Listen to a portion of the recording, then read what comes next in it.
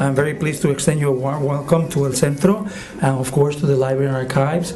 We're really pleased to have you here and also have an opportunity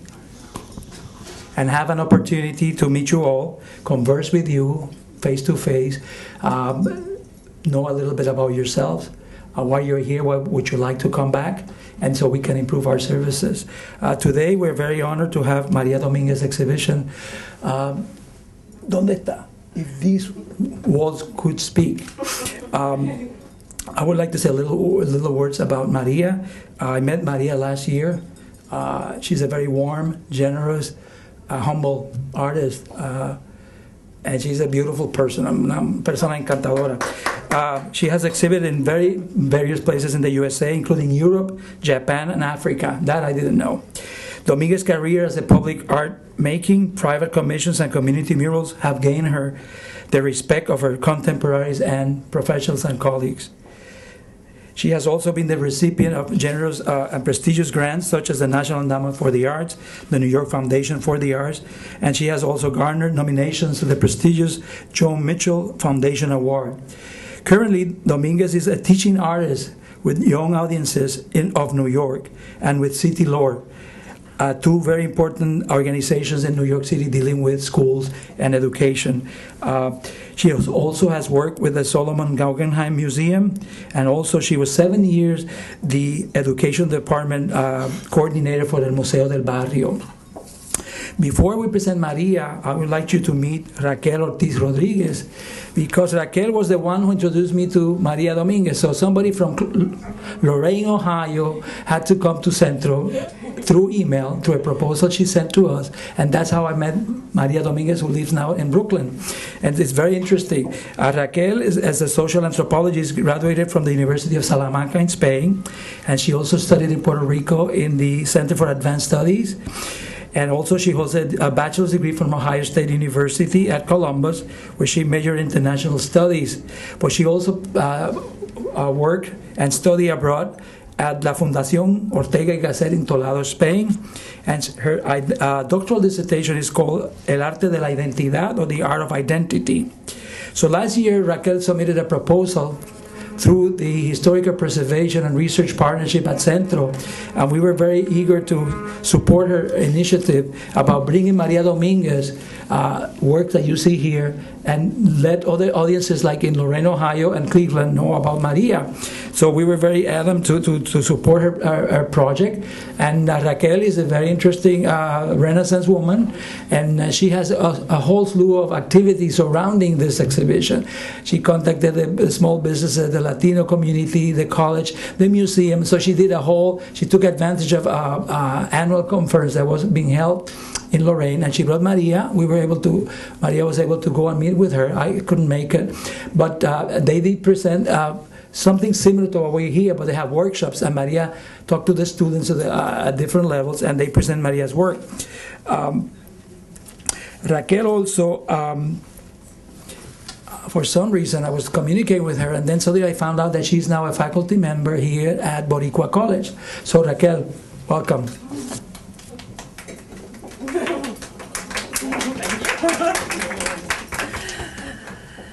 Good evening. First, I'd like to thank all my wonderful Boricua College students that joined me. I have at least 10 here, and it's wonderful, wonderful to have all these young, wonderful students here.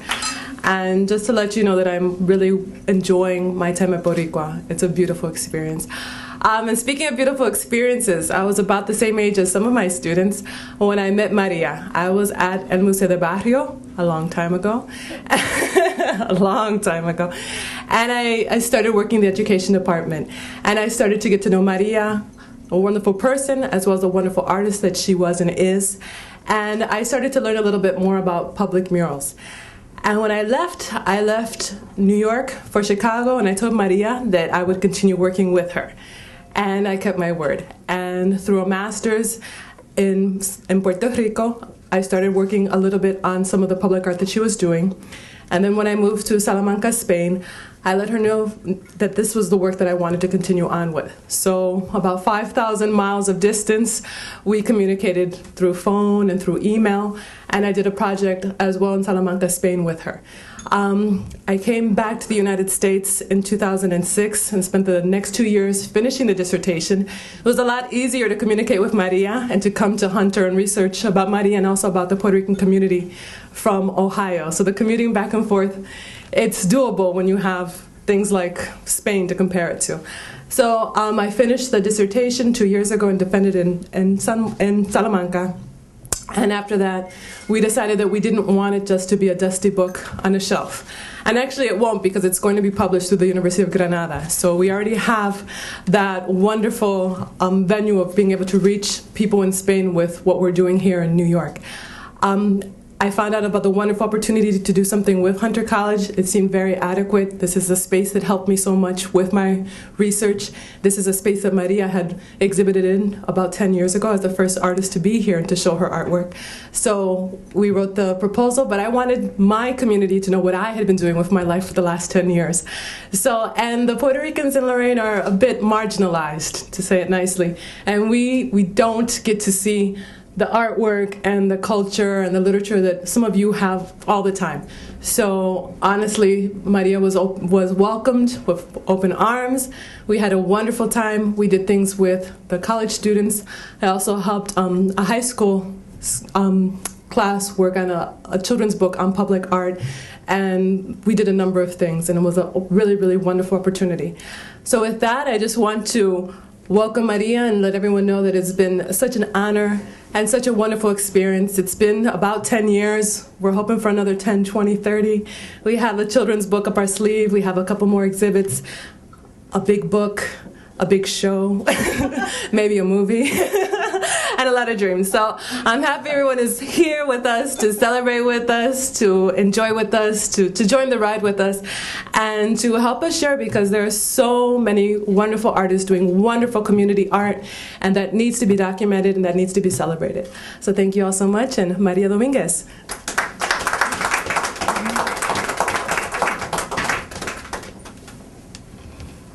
Well, first of all, I want to thank all of you for coming here and being with me today and supporting me. About 26 years ago, as an intern, little did I know that mural making was going to become such a big part of my life. It's a way that I make my means. I go into the school systems and I teach children mural making skills. It's a way of bringing community together. It's a way that I found my voice through public art, and it's a big part of my life. It also did help me connect with young people. Just yesterday, a young man who is doing workshops to assist inner city kids do their portfolio so they could go into colleges and schools, I said, "Congratulations, I didn't know you were doing something so fabulous." And he wrote back and he said, "A great part of this has to do with you, because you were my earliest inspiration and you gave me confidence, and now I'm teaching all these kids how to get into school through art. So my goals have been met." Okay, I went in with a feeling to unite youth, to bring them together, and now this kid is, well, not a kid, he's a father of two now. He's doing it to various other groups. So the seed was in, and it kept going. The other seed was Raquel, who her story was, "Yeah, how come nobody's writing about you?" And I'm like, "I don't know. Somebody should write about me." And she says, "Well, you know, I'm going to go get my PhD. When I do, I'm going to come back and I'm going to start writing about you." And it isn't 10 years, it's about 15 years. Oh, she doesn't want me to tell her age. Well, we're about the same age. And we continued the partnership, and she made me go into my flat files and dig up all the maquettes, And then after the maquettes, I had to dig up the photos. Then after the photos, I had to dig up photos from my friend Marlis Momber, who documented this whole area. So this is not just the maquettes.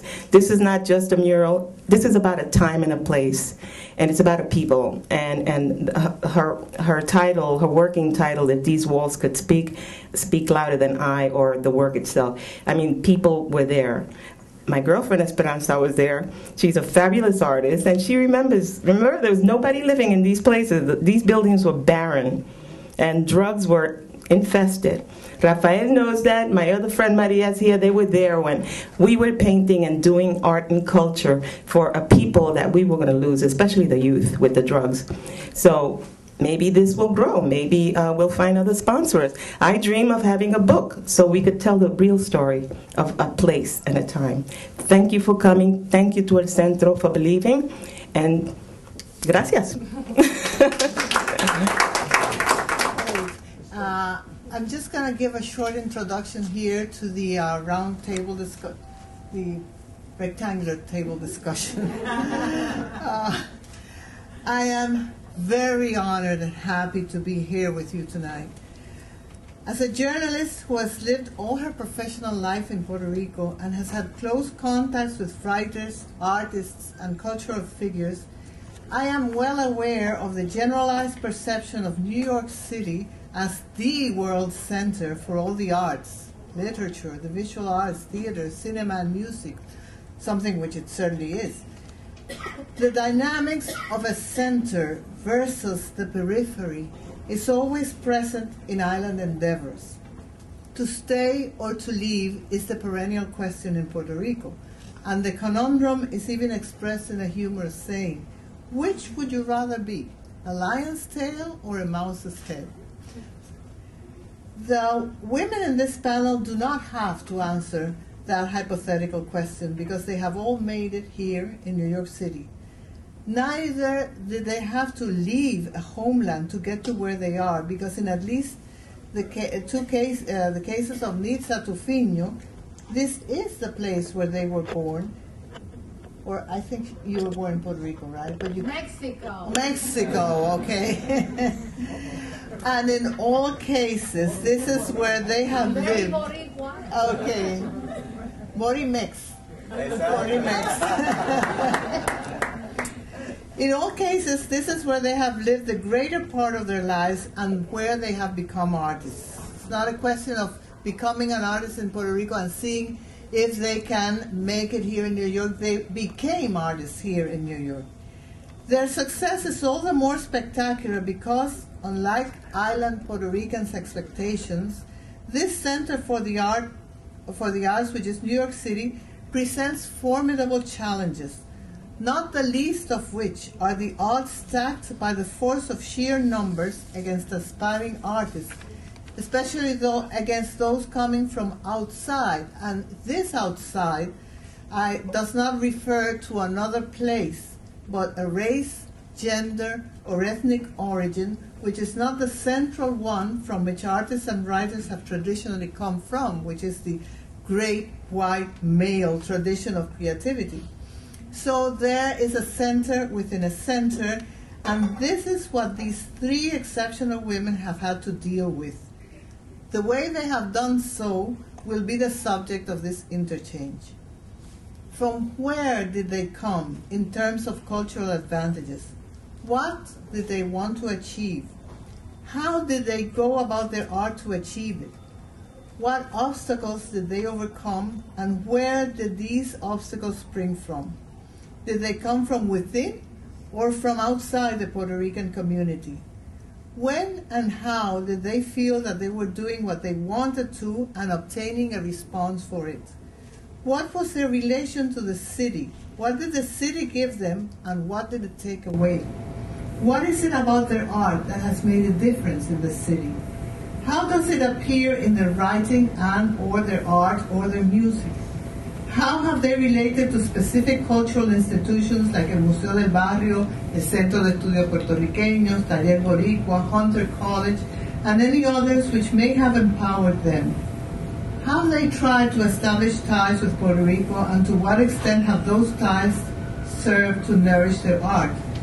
Has that contact been widened to include other Latinos, other national, ethnic, and cultural groups that are present in the city? What relation does their art, their music, or their literature have with Black culture?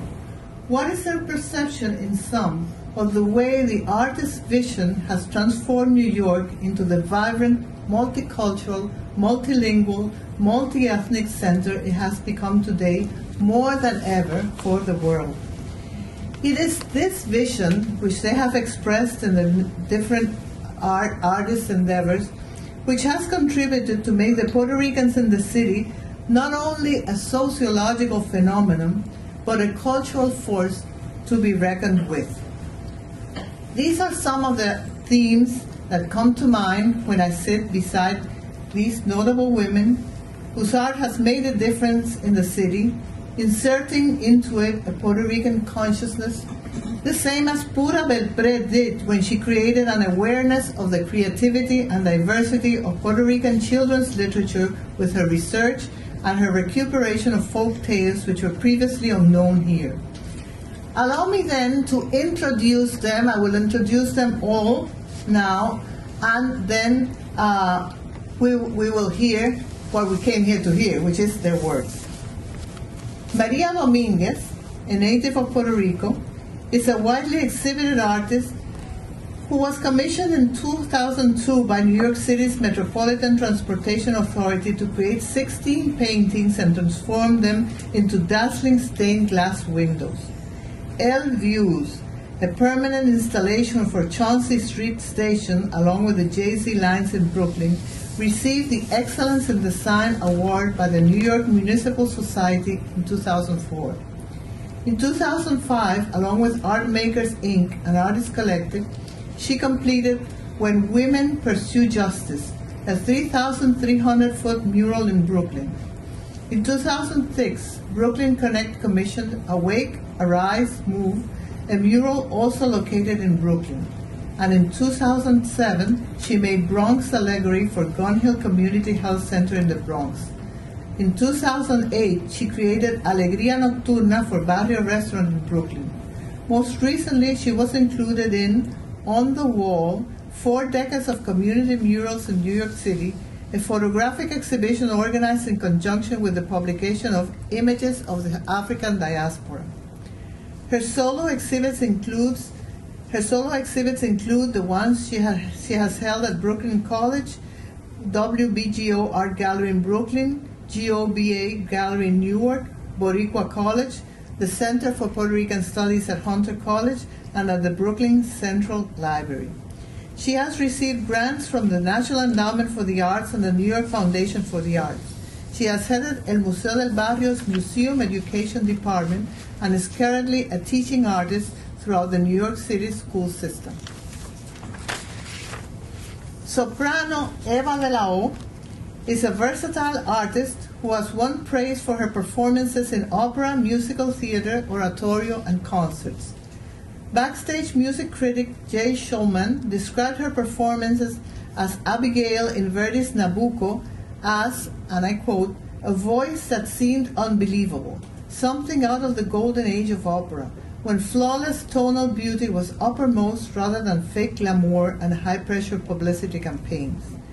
Ms. de la O made her operatic debut in Ghent, Belgium, and was present in Spain's Santiago de Compostela Music Festival by the late Argentine composer Alberto Ginastera. She was presented in Spain's Santiago de Compostela Music Festival by the late Argentinian composer Alberto Ginastera. A graduate of the Juilliard School of Music, Ms. de la O also trained with the renowned vocal coach Maestro Arthur Leaf and with Alberta Maciello of the Metropolitan Opera. A soprano well known for her vocal technique, Ms. de la O teaches the art of bel canto in her studio in New York City and is coordinator of vocal studies in the music department at Lehman College, City University of New York. Eva de la O is founder-director of the Música de Cámara Chamber Music Concert Series, which is celebrating its 30th anniversary this season. Música de Cámara concerts have provided a forum in which Puerto Rican and Hispanic instrumentalists, singers, and composers can present their work. Upwards of 200 concerts have included non-Hispanic artists as well. In addition to concerts at Alice Tully Hall, Lincoln Center, the Merkin Concert Hall, the Tillis Center for the Performing Arts, Wheel Hall, Carnegie Hall, Symphony Space, and the Lehman Center for the Performing Arts, Música de Cámara also presents concerts and its lecture demonstration masterclass program at schools, colleges, and community centers, churches, and museums. Nitza Tufino, firstborn child of one of Puerto Rico's most renowned artists of the 20th century, Rafael Tufino, inherited his and her Mexican mother's artistic genes. A muralist and printmaker who is interested in public arts, an interest which reflects the influence of her teacher, David Alfaro Siqueiros. Her first public mural was made for the facade of then community-based El Museo del Barrio, of which he is a founder as an artist activist. Her interventions as muralist and public artist in New York have included her works for the 2 subway train stations within the Metropolitan Transit Authority, the Health and Hospitals Corporation, both from New York, La Guardia Community College in New York, Trinity College in Hartford, Connecticut, and the Hospital for Special Care in New Britain, Connecticut. As resident artist, teaching art and design at the Central Connecticut State University, she developed and created the first murals public art program at that university. In the 70s, Nitza Tufino was recognized as El Taller Boricua's first female artist, and she has been involved with El Taller since that time.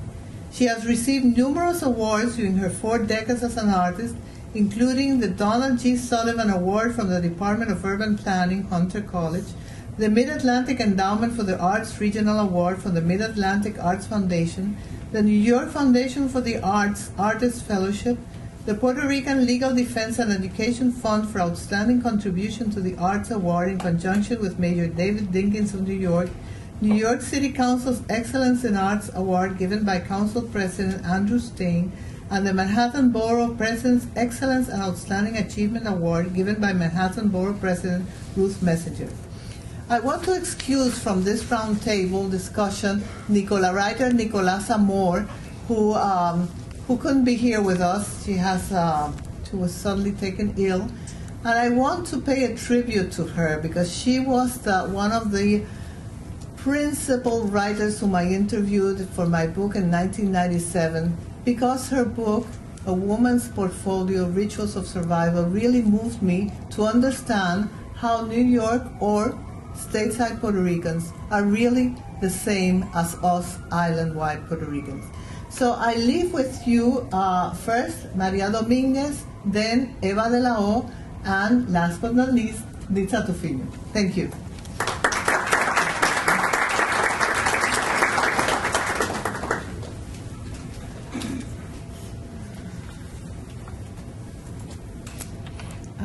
I was going to do a presentation from my website, but I think for those of you that got my work downstairs, and in the context that it's 1980s, 1990s, it was old work that paved my way to where I'm at now.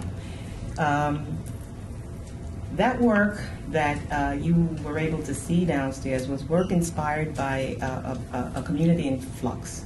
It was a community that I said a little word downstairs about. It was we had no housing, drugs were rampant. The only thing we had at the time, and my earliest influences, were the Puerto Rican Poets movement, and the music, and the arts. At the time, I joined a group called City Arts, which gracefully, after competing with 100 other artists, I was awarded the commission, and I did Baile Bomba.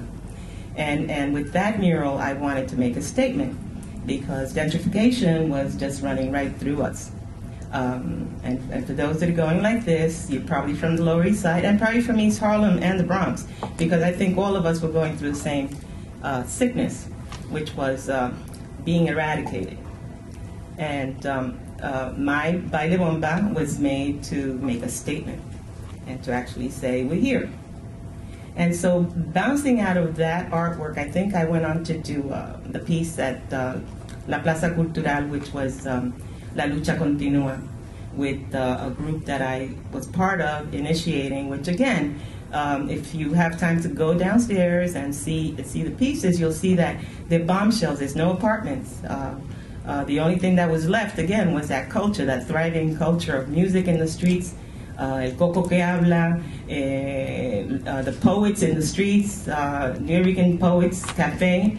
And that's where I got my earliest inspiration, where I was able to make a connection to who I was and to who my people were.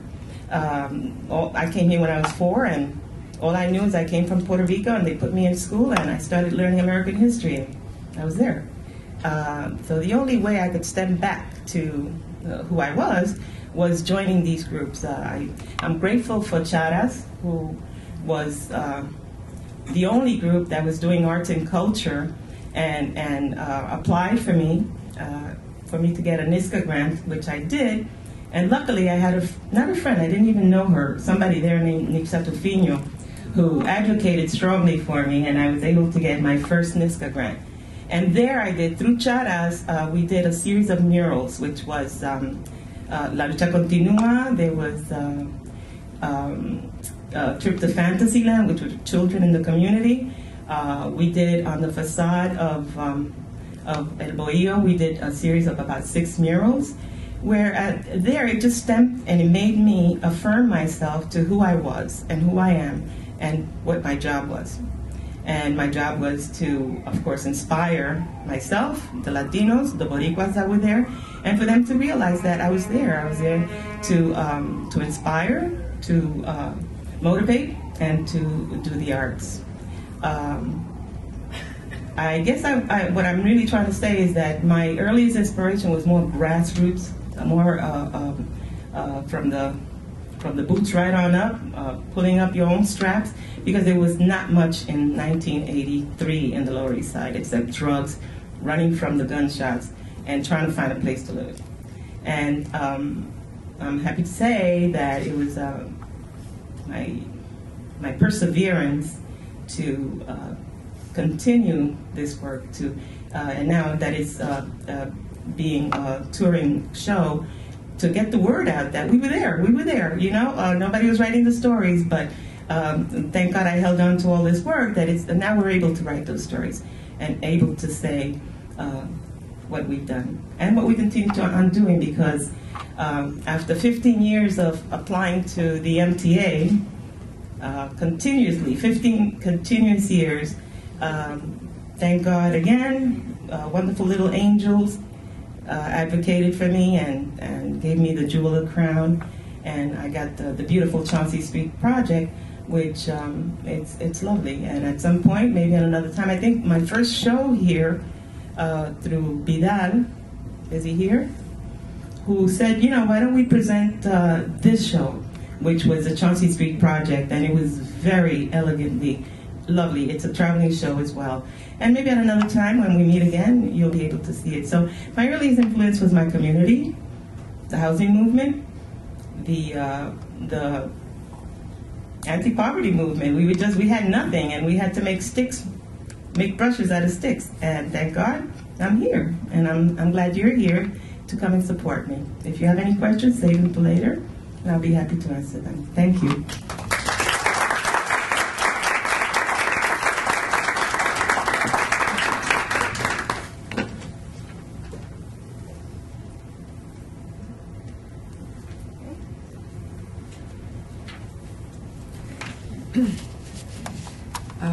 This is a very moving moment for me, because when I was 8 years old and I went to PS 101, which still exists on East 111th Street in El Barrio.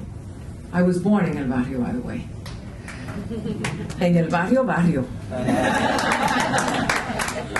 And I have, through my entire life, been very privileged, because I have always been able to have a very clear picture of my cultural and emotional backbone. La espina dorsal mía, my backbone is Puerto Rican.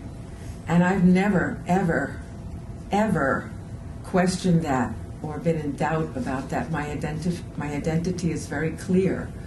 As I said, I was born in El Barrio. I have had the privilege of having two parents who were graduates of the University of Puerto Rico. My father's best friend was Juan Antonio Correger, whom I met when I was a little girl. That tells you how old I am. And when my father introduced me to him on 109th Street and Fifth Avenue, he bent over and took my hand and said, "Tanto gusto, señorita." Many years later, after he came out of jail, he was now a socialist, and because he had initially been a nationalist, he gave a ponencia, a presentation in el Museo del Barrio. And I said, I've got to go and see him now that I'm older and he's older. And I went there, and there was some young men with black berets guarding him before his presentation.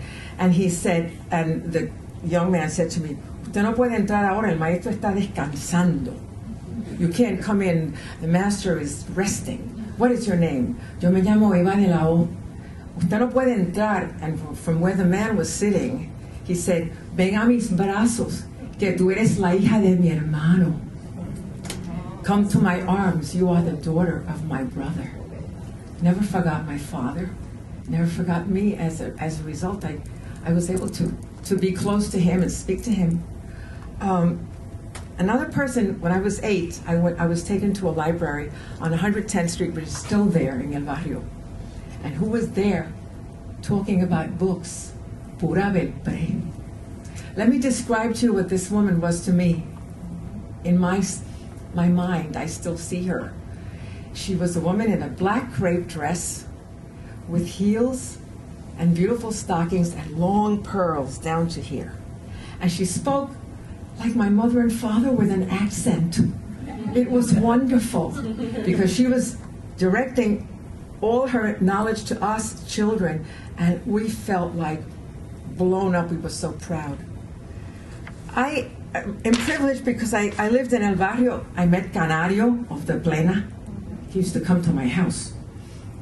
I met Rafael Hernandez, who was a very good friend of my father's. You know? I remember Vito Marcantonio.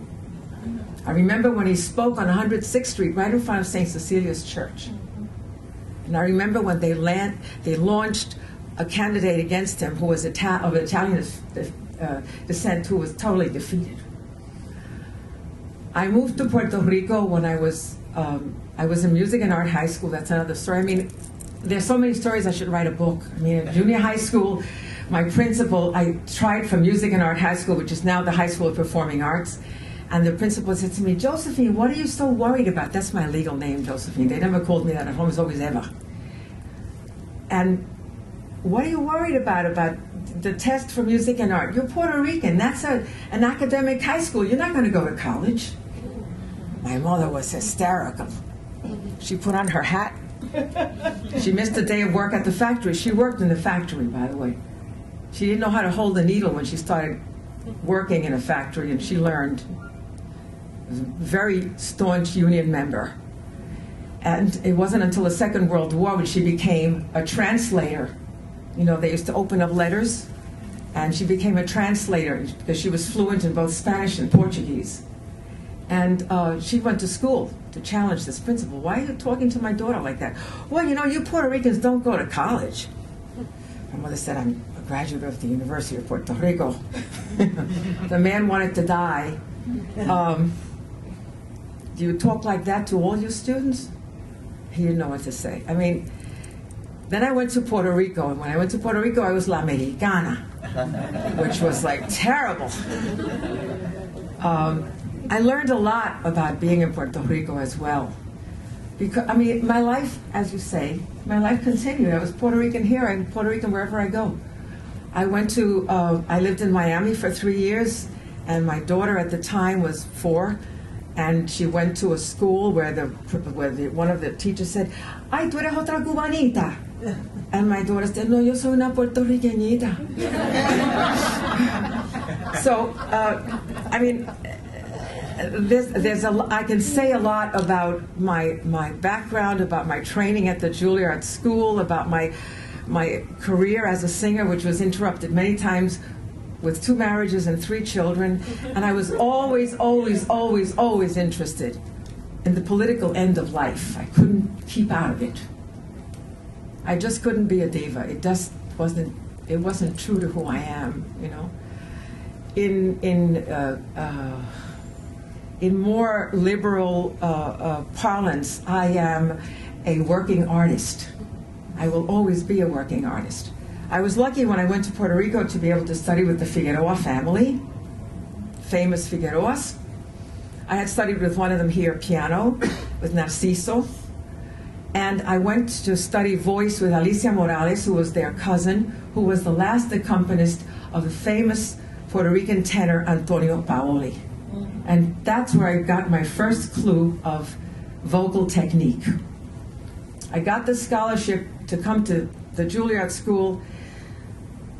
That I applied for a scholarship. I filled out all the papers. And my mother reads in El Mundo, which still existed at the time, that they handed out 10 scholarships. And my mother said, how can they hand out scholarships? They didn't call you for an audition. And she says to me, mira, nena, tú te vas al Capitolio ahora. I said, where is it? Tú eres a guagua, tú te vas en el Capitolio. You talk to this particular senator who's in charge of these things. I went. I was maybe 15. And I waited outside until he finally came out, and I explained to him that I came from New York and I was a Puerto Rican and I expected to be auditioned. And that caused the biggest scandal. All of a sudden they started calling people back. They did audition, and I was one of the 2 people who got the scholarship to come to Juilliard. I come to Juilliard and they tell me, oh, we can't accept you. We took the applications in March. You're coming here in September. I registered at Manhattan School of Music. I called my mother, Mami, no te preocupes, don't worry, because I registered at Manhattan School of Music. Nena, yo no te mandé pa allí. I didn't send you over there to go to Manhattan School of Music. I sent you to go to the Juilliard School. Espérame que voy para allá. She took a plane and she came here. She went to the Juilliard School and she said, it's not my daughter's fault that I come from an island that has a corrupt government.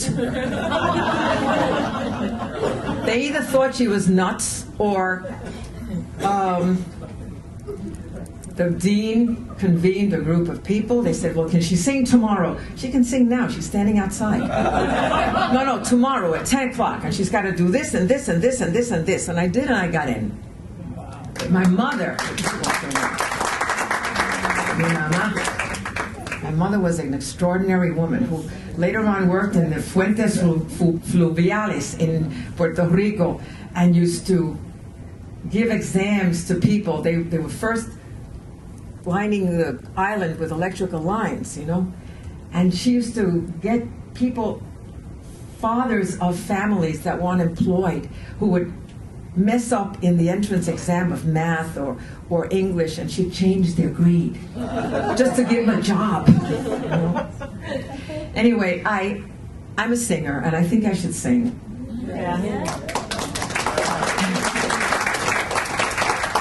I have a chamber music concert series. We just did a concert at the Metropolitan Museum of Art with 28 members, string members. It's a string orchestra. I brought in Rosalín Pavón, who has for 30 years been directing the Puerto Rico Symphony Orchestra. And they were brilliant. And the critic that reviewed it called me, I want some information. I said, anything you want. I mean, where are those musicians from? They're from the New York area. No, where are they really from? I said, well, they're from Venezuela, Korea, Puerto Rico, Cuba, Panama, Mexico, the United States. There are several African Americans from here in the orchestra. Oh, I see. So it's like a United Nations. They were brilliant and they were wonderful. I was told that during one of the meetings they heard a tape of a concert we had done at St. Patrick's Cathedral, and one of the people that heard the tape said, but if it's a Hispanic organization, why are they doing Bach, and why are they doing Ralph Vaughan Williams, and why are they doing Dvorak? Because we're classical musicians who happen to be Hispanic or Puerto Rican, huh? We have a long tradition of classical music, and classical music gets left out of all of our events. Y te culpo a ti.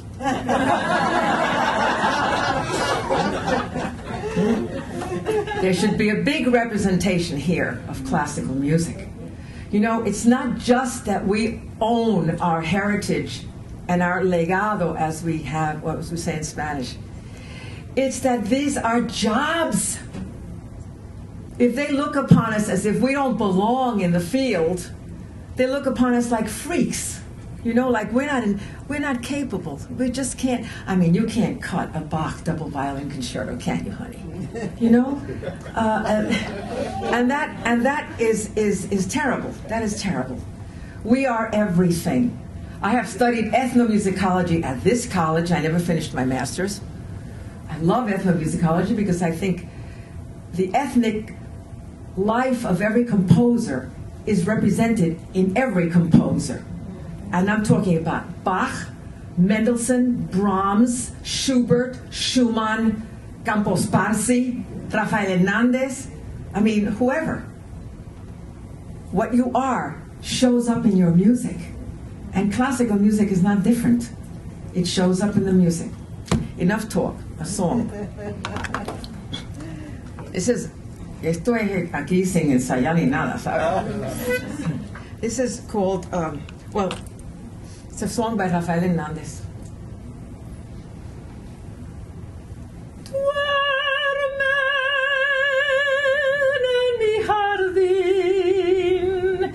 Las blancas azucenas,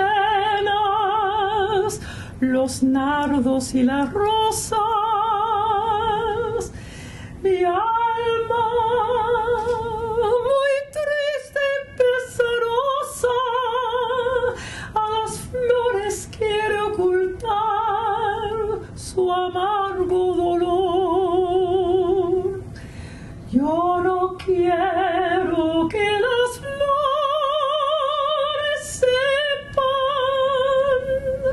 los martirios que me da la vida. Si supieran lo que estoy sufriendo, de la pena morirían también. Silencio que están durmiendo los nardos y las azucenas. No quiero que sepan mis penas, porque si me ven llorando morirán. Silencio que están durmiendo los nardos y las azucenas. No quiero que sepan mis penas, porque si me ven llorando morirán.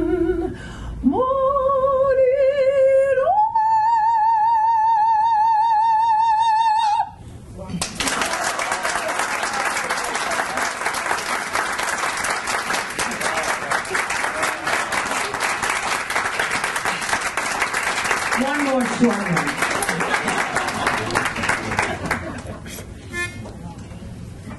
This is from an opera by George Gershwin. It's called Summertime.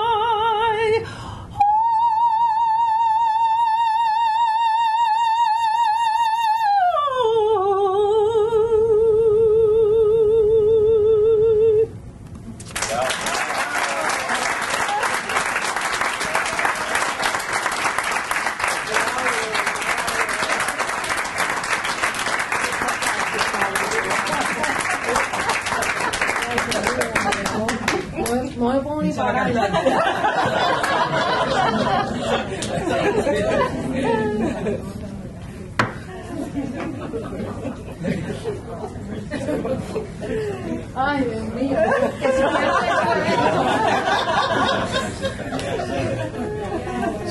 Anyway, ¿cómo prender la... Bueno, esto ha sido bien increíble, porque primero, yo nací en México, fue un accidente. Mi mamá era mexicana, mi papá estaba estudiando en San Carlos y se conocieron, ella era modelo. Y ellos se conocieron porque él le tocó ir a la clase de dibujo, ella era la modelo. Y él a veces un día no quería dibujar y mi mamá le dijo, oye, pero ¿qué te pasa que no dibujas? Y entonces decía, ay, que usted se mueve mucho. Y yo digo, yo no me muevo mucho, es que aquí hay muchos terremotos, porque en México, ¿entiendes? Entonces de ahí empezaron a conocerse y de ahí salí yo, naciendo allá. Se vinieron después a vivir a los Estados Unidos y después se fueron a Puerto Rico. Y ahí en Puerto Rico, bueno...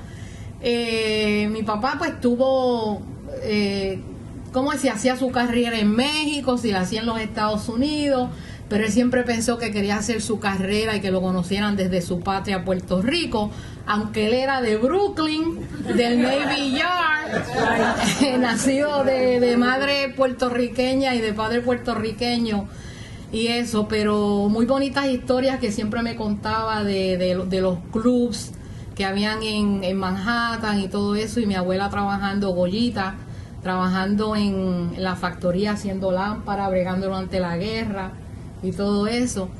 Entonces a los 10 años se fue para Puerto Rico y de ahí él decidió nomás regresar a los Estados Unidos, se hizo totalmente boricua.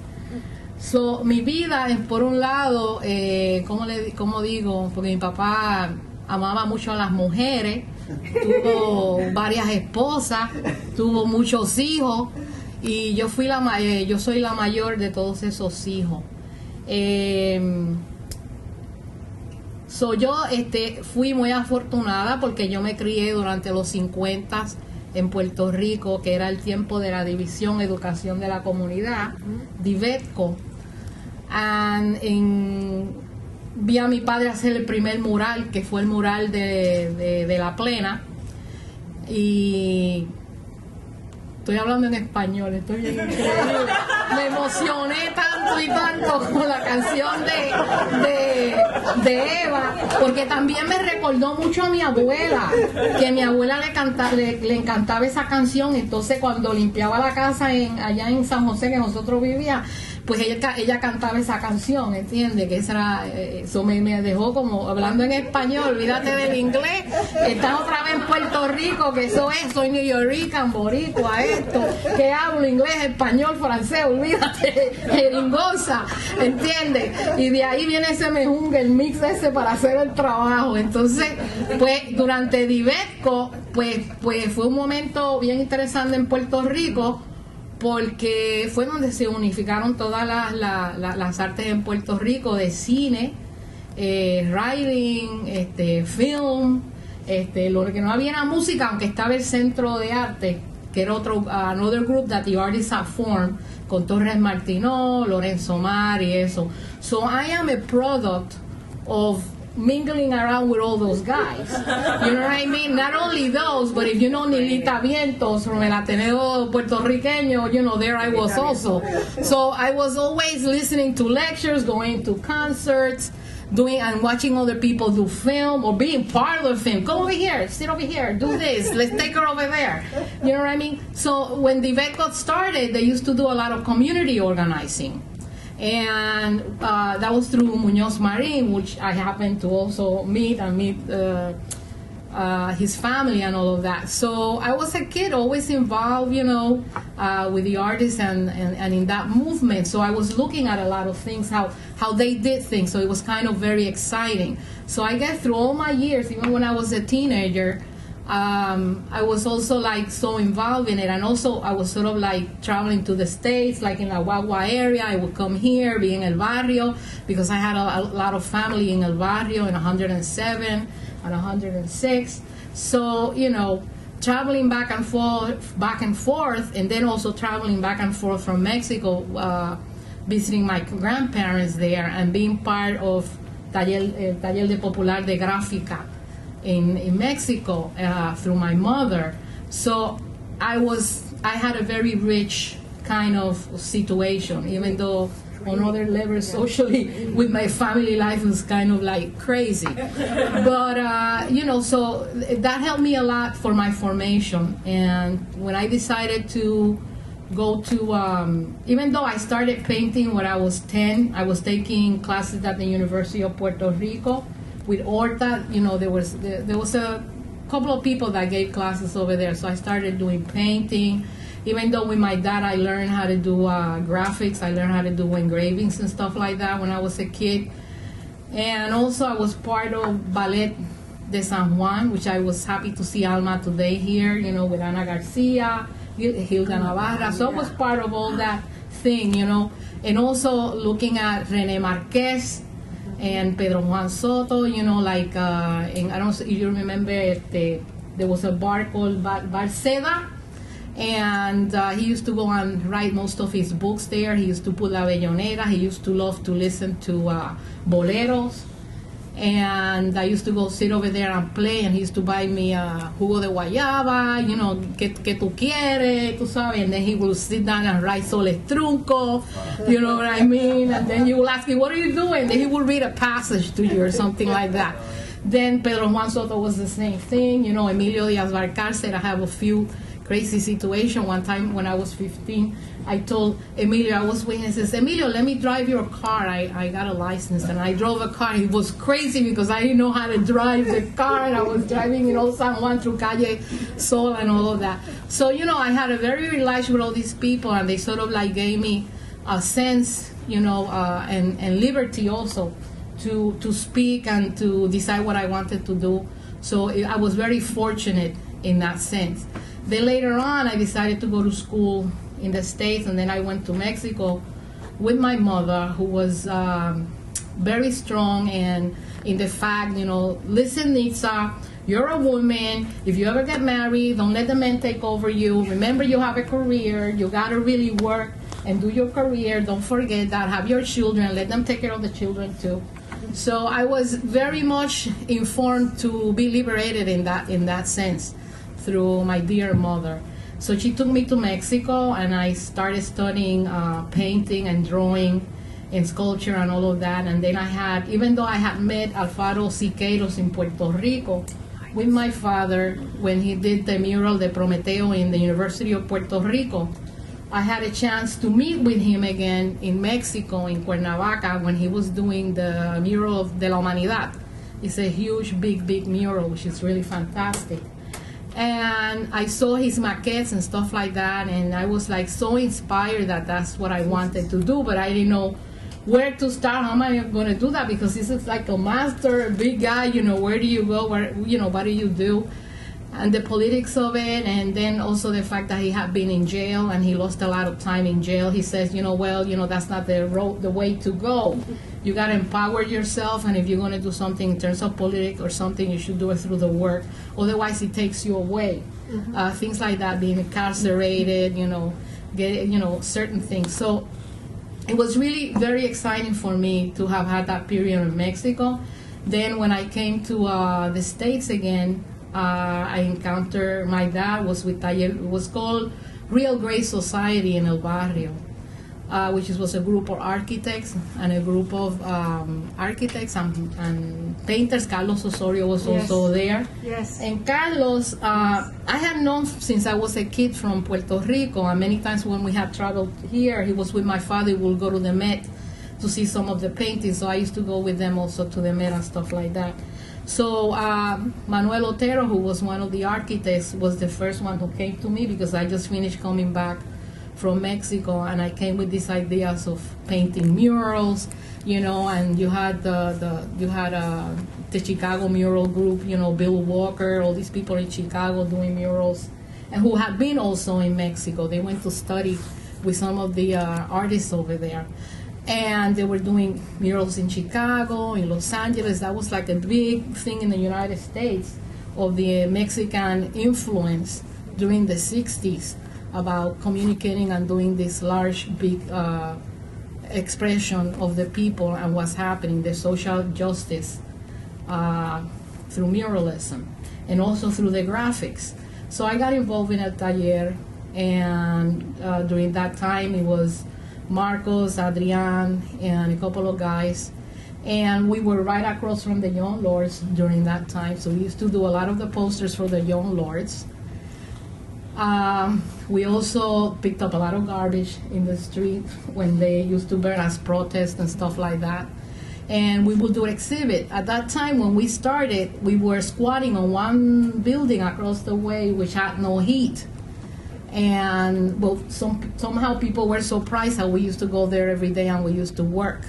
And Pedro Pietri was also part of that because they were the ones with the Young Lords to take over the church in 110th Street with the New Rican Poets movement and all of that. So many times we were raided by the CIA or the FBI or something, because every time the floors would have been taken off or something, like they were looking for arms. And Carlos used to be the one who used to walk in and say, well, they can come in here, all they're going to find is that there's only souls here, almas. Aquí lo que hay es alma boricua. So that's where you got El Taller Boricua coming up to saying that el taller es el alma boricua, no es armas. And then we started doing portfolios and all of that. Then finally we moved from there to Fifth Avenue, and then we moved to to Madison Avenue, and then from Madison we went to the Heckscher building, and then we started moving El Museo to go over to the Heckscher building, trying to create that coalition and all of that. So out of all of that mixing, I always wanted to create some murals. I'm going to start showing some visuals. And I started doing painted murals, but then I wanted to do them more, how would I say, more permanent. So I thought that mosaic was kind of very expensive, and I wanted to be something that it would be more, how would I say, that I could use my hand and make it more plasticity, you know, like that it could have movement and stuff like that. So I started using clay as a means because of the weather and because it retains the color because of the sun. So I started experimenting, doing all kinds of experimentations with that.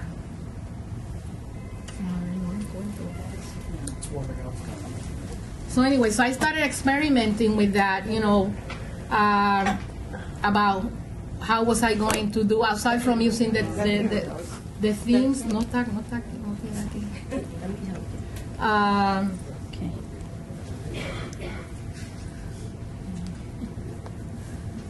So you can't, I mean, how would I say this? You are what you are because where you were born and your parents were born. And okay, here I start with my mic. Yeah, okay. Yeah. So here I am, an artist. So this is how I was going to start my presentation.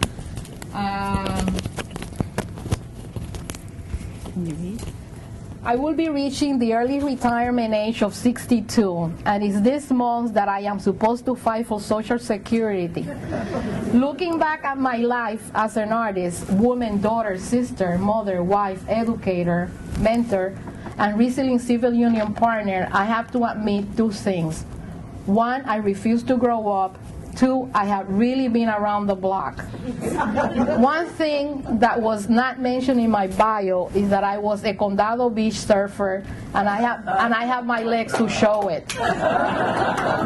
Growing up in Puerto Rico, after the establishment of the Estado Libre Asociado, ELA, there was an influence of the rock and roll. So I listened a lot to Chuck Berry, Elvis Presley, the Beatles, Rolling Stones, and then later Los Pleneros, Trio Los Panchos, Sandro, Rafael, and El Gran Combo, Johnny Ventura from Santo Domingo.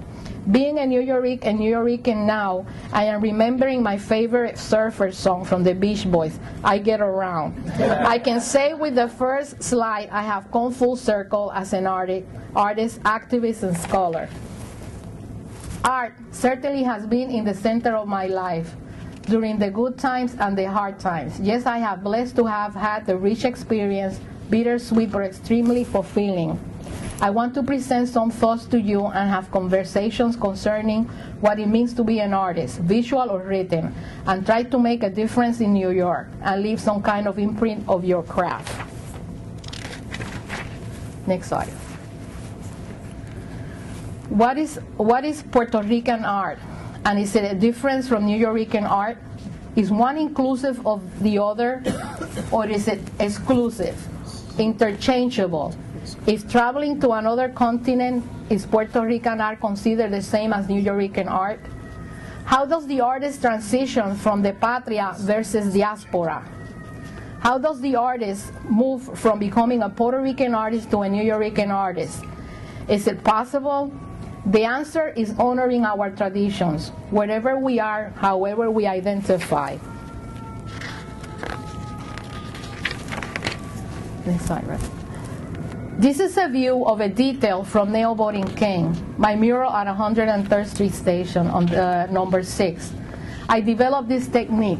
This is a linoleum print. So actually, from a linoleum print, I started deciding that I could make large pieces of linoleum, like let's say a 3 feet, 5 feet, 4 feet linoleum carved, and print that into ceramics and create the mural. The reason why I do that is because this way it will have very fine details. So when you pass your hand on top of it after it's glazed on fire, you will understand what I'm talking about. So this is more, I started investigating more the technique of, the clay not, drying, the process of drying, the process of firing and stuff like that, so that I could achieve this. So, next slide. I draw the image and then carve images on linoleum plates. Now I work on the clay. Then I imprint the image in the clay and set up a ceramic process.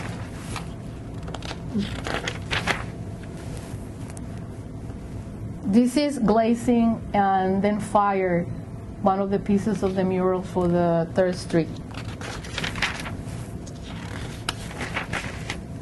Next slide, right? This is another detail of one that I did for the hospital, for the pediatric ward at Metropolitan Hospital, which is, you see the clay and then the glaze part. And this is the hanging of the tiles. One side is the daytime and the other side is nighttime.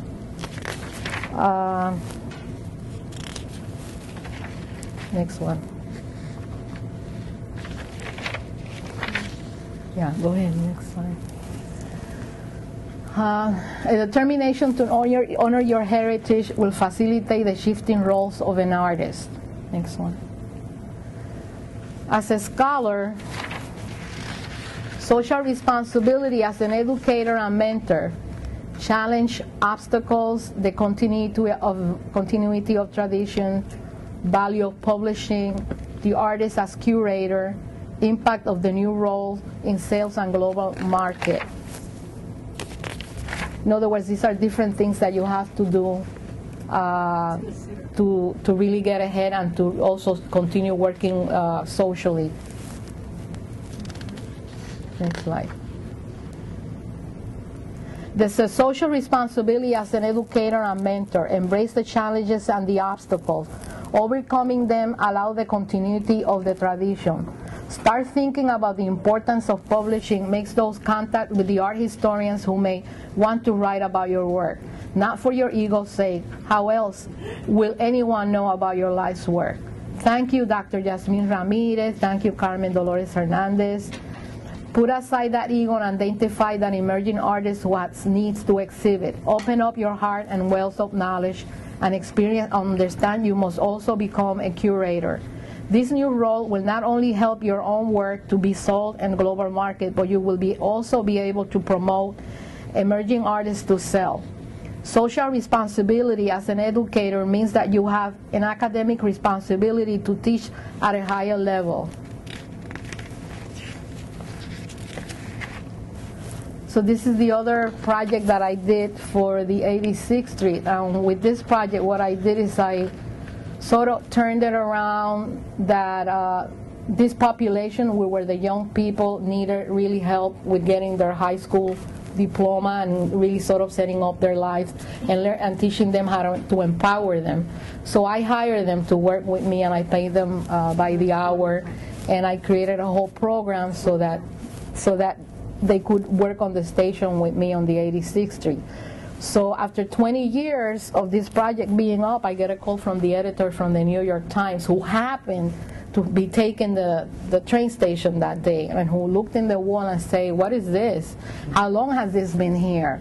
And he was so surprised that he started to doing a story and starting to look, where are the people now, how old they are, what are their lives are like after 20 years. So this is the impact that we as artists have in our community, depending on how we developed our skills and techniques and how we can embrace the community to really turn situations around and make it positive. From the negative, you could turn it into a positive situation and teach society that there is a way to really resolve all these problems. And I think artists, a lot of the time, because of they think out of the box, sometimes they do have the answer for a lot of stuff. That's how I came into Hunter College, and I did my master in urban planning and urban affairs, and they pay for everything. They even gave me a stipend, they pay for everything, because they really wanted an artist to come in, and usually artists don't go for those masters, because you always go in there and you're the ones that's challenging them. I don't think in percents, I think in colors. So it becomes very challenging. So this is from some of the students did that. Then this is another one that I was invited as an artist in residence, and I took the opportunity up in Connecticut to really change in the fine arts department, their head over what they really wanted to do. They just were thinking, oh, you just come here and make a mural. I said, no, I just don't come here and make a mural. I come here and we establish a program where you teach within the arts department, about muralism and how to work with commissions, because a lot of the students, when they are in these programs, they go out there and they become artists, and that's it. What am I going to do? How do I get a commission? How do I write a proposal? How do I work with a lawyer? How do I make a presentation? Those type of things, they don't teach it to you. So this was one way for me to get in there and change their head, and I did. They're still running a program to this day, which is muralism. And I got the Hospital for Special Care to give me one of their walls and pay the materials and everything to do this beautiful mural, which is called Patience. It's a holistic piece, because most of the people that live in this hospital live there. They're either born with some kind, abnormal, whatever. So we used it, and we worked with the students for 2 or 3 years. It took us to really do this, and it's a ceramic piece. Go ahead. And this it's supposed to be like a circle. It's all the seasons. The whole purpose is they bring their patients out there, their families, they could look at it. It's a beautiful landscape. And it means a lot to the people that live there and that come to visit. But we did a lot of research. So a lot of the public art also that I do, sometimes it requires that I try to engage either the people of the community that are going to live or live around the space. So it's not only my whim of this is what I really want to do, it's more what comes out of the whole core in terms of the theme and whatever is going to happen there. And then eventually it will transcend, but it's a lot of work. So as an activist, keep on fighting out there, till the day we die. We're just going to keep on fighting and doing things and try to understand what's happening, establish dialogue, please, very important. Dialogue is the key. Working collectively is the key. Forget about you being so important. Try to listen to the other guy. and you'll see the things that you'll be able to accomplish and really do in terms of the artwork and the community and all of that. You know, go with your heart. And that's it. And then it's really surprising. I got a call from these women in Philadelphia. What are they called? Women's Community Rehabilitation Program or Project Housing. They do housing. They have many little settlements around Philadelphia where they create these houses for women who have children, don't have a place where to live. They make very little money, and they would like to live in a nice space, but they cannot afford it. So they make these housings for them. They're sort of like little townhouses that have 2 or 3 floors with a yard. You know, they even have laundry machine, all of that. So one day I get a call. You know, I said, I thought, you want to buy a piece? You know, and I thought that I'm going to be able to sell something, you know what I mean? And no, we are making this big complex and we want to name it after you. We want to call it the Nixa Tufiño Townhouses. So I was like, wow, isn't that incredible? I never visited the place. I don't know where it is, you know what I mean? Now I have a place where to go, you know? So immediately I went and I traveled over there. I met some of their clients and I was so inspired by what they were doing and how many other places they have. They have like 137 units. And I said, yeah, use my name. And as a matter of fact, let me see the architect plans. I'm doing a mural for it. You know what I'm saying? And they will go, wow, okay, so I'm doing a mural for them. So I'll invite you to the opening. So I want to end with my mentor, Dr. Daisaku Ikera.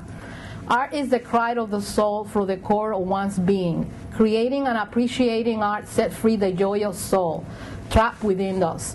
That is why art causes such a joy. Art, quite aside from any question of skill or its lack, it is the emotion, the pleasure of expressing one's life exactly as it is. Those who see such art are moved by its passion, its strength, its intensity, and its beauty.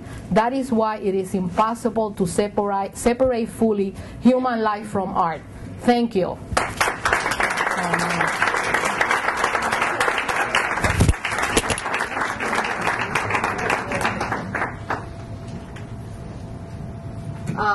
I think we don't have much time for the questions, right?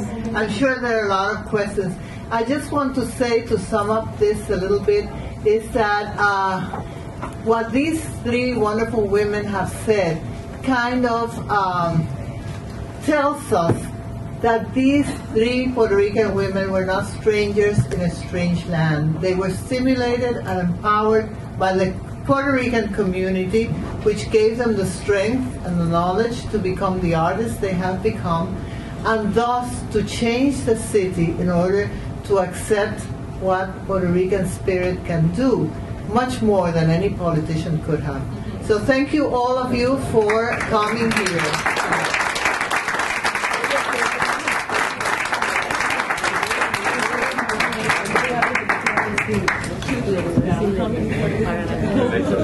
Pictures.